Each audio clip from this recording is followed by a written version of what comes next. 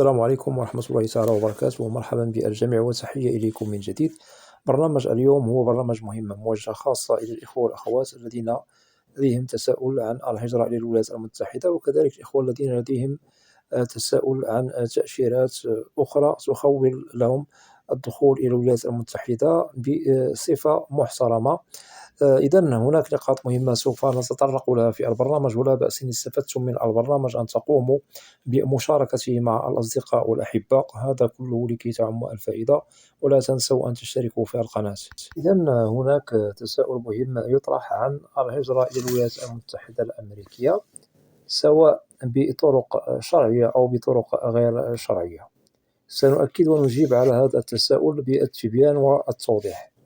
أولا، يجب أن يعلم كل من يعنيهم الأمر بهذا التساؤل بأن الولايات المتحدة الأمريكية تستقبل سنويا كما هائلا من المهاجرين، ونؤكد على المهاجرين الشرعيون، وكذلك تستقبل كما مهما من الذين هم مقدمون على فيز مختلفة نحسبها على التأشيرات لغير الهجرة، والتي لا تخول للحاصلين عليها والداخلين عن طريقها إلى الولايات المتحدة المكوث والإقامة الدائمة بأمريكا، لأن الهجرة القانونية أكيد هي محسوبة على فيزا هجرة، وهي التي تمنح لأصحابها الحصول على الإقامة الدائمة بالولايات المتحدة، وأكيد يتحصلوا أولا على الجرين كارد أو ما يسمى بالبطاقة الخضراء، وممكن للحاصل على الجرين كارد، أي هذا المهاجر الذي دخل بصفة قانونية إلى الولايات المتحدة، يخول له قانون الهجرة الأمريكي الحصول على الجنسية الأمريكية ما بعد 5 سنوات عند حصوله على الجرين كارد. ونؤكد بأن التأشيرات لغير الهجرة هي متعددة، ونذكر البعض منها.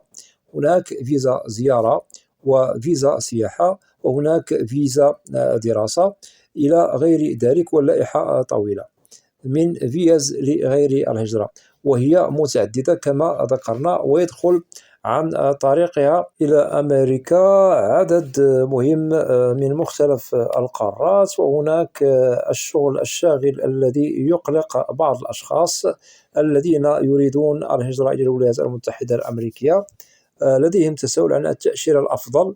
نؤكد بأنه كل فيزا تتطلب شروط متوفرة للمقدم عليها على اختلاف أنواعها، سواء فيزا هجرة أو لغير الهجرة.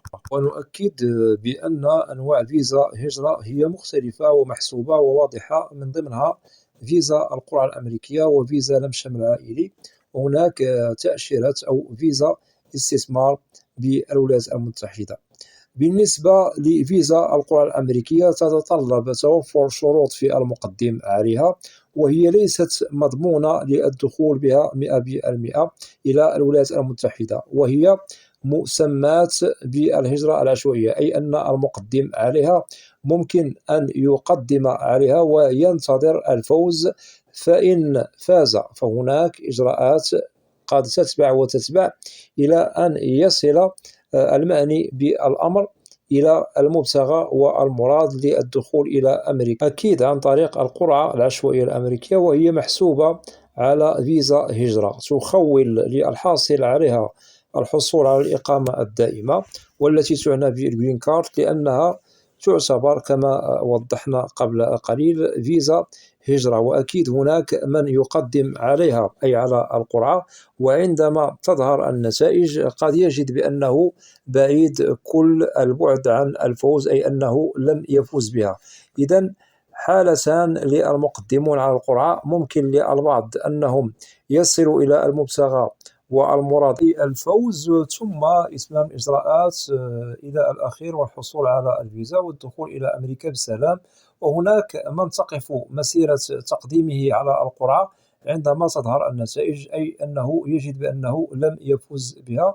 وهناك حالتان رغم الفوز ممكن أنه لن يصل إلى المراحل الأخيرة، وهذا عائد للقانون الموضوع فيما يتعلق بالقرعة العشوائية الأمريكية من البداية إلى أن نصل إلى الإجراءات الأخيرة. وكذلك نؤكد أن القرعة العشوائية الأمريكية تظل ضربة حظ، ممكن تسير بكم إلى آخر المراحل للحصول على الفيزا والدخول إلى أمريكا بسلام، وممكن أصلا أنه المقدم عليها لن يحقق المراد والمبتغى ولن يصل إلى آخر الإجراءات، لأنها اسم على مسمى، أي أنها قرعة عشوائية أمريكية. وللتأكيد الهجرة عن طريق القرعة الأمريكية تخول للفائز بها الحصول على الجرين كارت، والذي يعنى بالإقامة الدائمة، ومن بعد تخول للمهاجر عن طريقها الحصول على الجنسية الأمريكية بعد الجرين كارت ب5 سنوات. أكيد الهجرة بالقرعة محسوبة على الهجرة القانونية إلى أمريكا، أي أنها تحسب على تأشيرات الهجرة التي يدخل عن طريقها العديد من المهاجرين من مختلف القارات والبلدان. إذا بعدما وضحنا لكم نقاط مهمة عن فيزا القرعة الأمريكية، ننتقل بكم إلى الهجرة عن طريق لم شمل عائلي. هذه التأشيرات هي مختلفة، فئاتها متعددة ومحسوبة لم شمل عائلي درجة أولى ودرجة ثانية، ونؤكد على لم شمل الأزواج، لم شمل الأبناء سواء فوق أو تحت من 21 سنة متزوجين أو غير متزوجين، كذلك لم شمل الوالدين والإخوة. ونؤكد بأن الحاصل على هذه الأنواع من التأشيرات يعتبر مهاجر قانوني، يحصل كذلك على الإقامة الدائمة والتي تتمثل بالجرين كارت. من بعد ممكن أنه يتحصل على الجنسية الأمريكية ما بعد 5 سنوات، وهناك بعض الحالات ممكن أنهم يتحصلوا على الجنسية الأمريكية ما بعد 3 سنوات، وسبق لي أنني وضحت هذا عبر القناة. للذين هم متزوجون من أمريكيات، هؤلاء أكيد ما بعد الجرين كارت ممكن أنه يتحصل على الجنسية الأمريكية ما بعد 3 سنوات. أغلبية من المهاجرين عن طريق لم شمل عائلي يحصلون على الجنسية الأمريكية ما بعد 5 سنوات.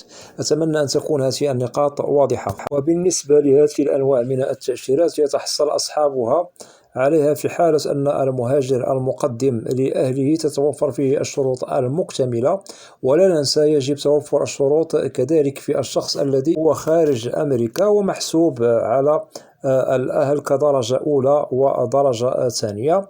ويجب أن نجد أن الأشخاص الذين هم مقربون لنا هم فقط محسوبون على العائلة كدرجة أولى ودرجة ثانية، ووضحنا لكم العائلة التي تشمل الأزواج، الأبناء، والدين وإخوة. أتمنى أن تكون هذه النقاط واضحة. وبالنسبة للتقديم على هذه الأنواع من تأشيرات لم شمل العائلي هو مضمون في جميع الحالات، أي أن الأشخاص الذين هم مقربون لنا ممكن أنهم يتحصلوا على الفيزا 100%، إلا في بعض الحالات ممكن ترفض للبعض يعني التأشيرة يوم الموعد والمقابلة، هذا لأسباب، وممكن أن الملف يقف قبل إجراءات المواعيد والمقابلات. أتمنى أن تكون هذه النقاط واضحة.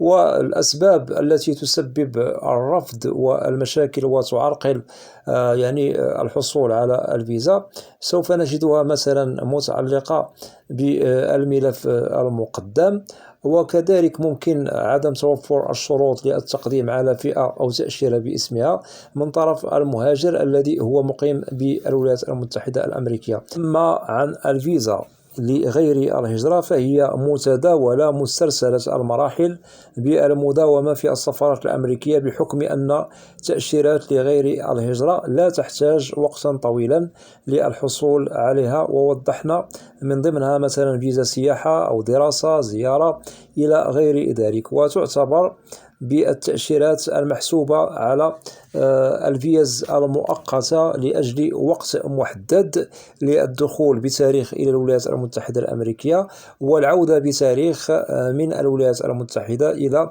بلد الشخص الذي هو قدم على فيزا لغير الهجرة. إذن كل أنواع التأشيرات التي وضحنا لكم هي تعتبر قانونية، يحصل عليها المعنيون بالتقديم عليها بصفة محترمة، وأكيد إجراءات الحصول على هذه الفيز تنبغي إجراءات أكيد للمقابلة بالسفارات الممثلة لوزارة الخارجية الأمريكية في البلدان التي تعنى بالأشخاص الذين هم مقدمون على كل نوع من هذه التأشيرات، الإحاطة على كل صغيرة وكبيرة متعلقة بالأشخاص المعنيين بملفاتهم لدى السفارة، وهذا أكيد سوف يشتغل عليه من طرف موظفو السفارة لأجل تسليم أو منح التأشيرة للمعنيين بها، سواء فيزا للهجرة أو لغير الهجرة.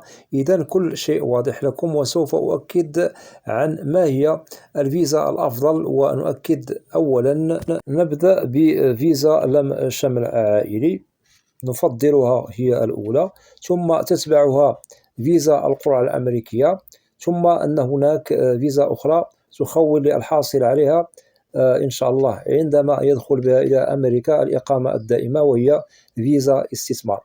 وللتأكيد بالنسبة للتفضيل الذي أشرنا له كمرتبة أولى للم شمل عائلي، لأن لم شمل عائلي مضمون في حالة كل شيء على ما يرام، فالتأشيرة يتحصل عليها المعنيون بالأمر 100%، عكس فيزا القرعة مرتبتها هي الثانية، بحكم أنه التقديم عليها ونتائجها بين قوسين إما الفوز وإما لا فوز بها. وأكيد الفائز والحاصل على فيزا القرعة يتمتع بحقوقه مكتملة، وكذلك يعتبر مهاجرا قانونيا مثل الذي دخل عن طريق لم شمل عائلي.